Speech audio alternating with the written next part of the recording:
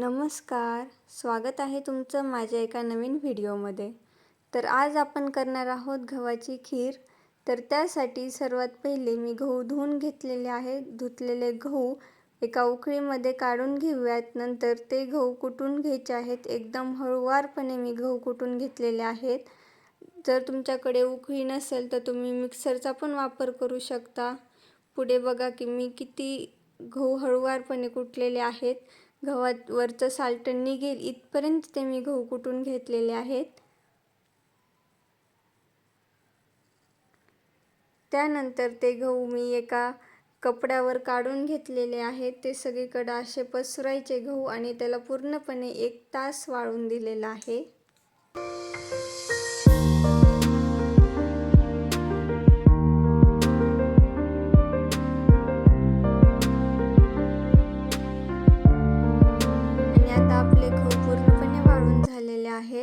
त्यानंतर ते वाळलेले गहू फटकून घ्यायचे आहेत. म्हणजे फटकल्यानंतर त्याच्यावरचं जे पूर्ण टरफाल आहे ना ते सगळं निघून जाईल.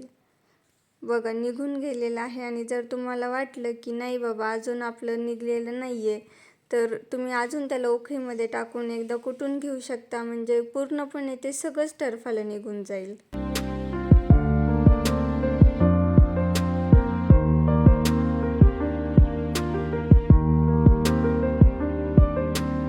एका पातेल्यामध्ये पाणी घेऊन त्याला उकळी येऊन द्यायची आहे. आणि उकळलेल्या पाण्यामध्ये आपण ते स्वच्छ केलेले गहू टाकून घेऊयात. त्यानंतर त्याला एकदम मिक्स करून घ्यायचं आहे आणि ते 2 ते 3 तास पाण्यामध्ये भिजवत ठेवूयात. त्याच्यानंतर ते भिजवलेले गहू आपण एका कुकरमध्ये काढून घ्यायचे आहेत आणि त्यामध्ये पाणी टाकून घ्यायचं आहे. पाणी गव्हाच्या वरती आपल्या बोटाचे 2 कांडे इतकं पाणी टाकायचं आहे.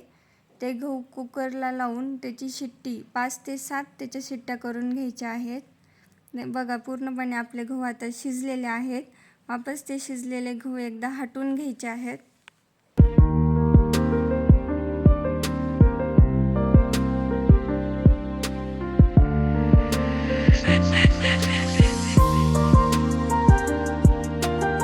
गहू हटून झाल्यानंतर त्यामध्ये विलायची पावडर, खोबरं, मीठ आणि तूप टाकलेलं आहे. त्यानंतर आपल्या चवीनुसार आपल्याला जसं जितकं गोड लागेल त्यानुसार गूळ टाकून घ्यायचं आहे. गूळ टाकून झाल्यानंतर त्याला एकदा मिक्स करून घ्यायचं आहे. पूर्ण मिक्स करून घेतल्यानंतर ते गॅसवर शिजायला ठेवायचं आहे. त्याच्यामध्ये 1 ग्लास पाणी टाकून त्याला शिजून द्यायचं आहे. आणि शिजून झाल्यानंतर आपली खीर आहे रेडी.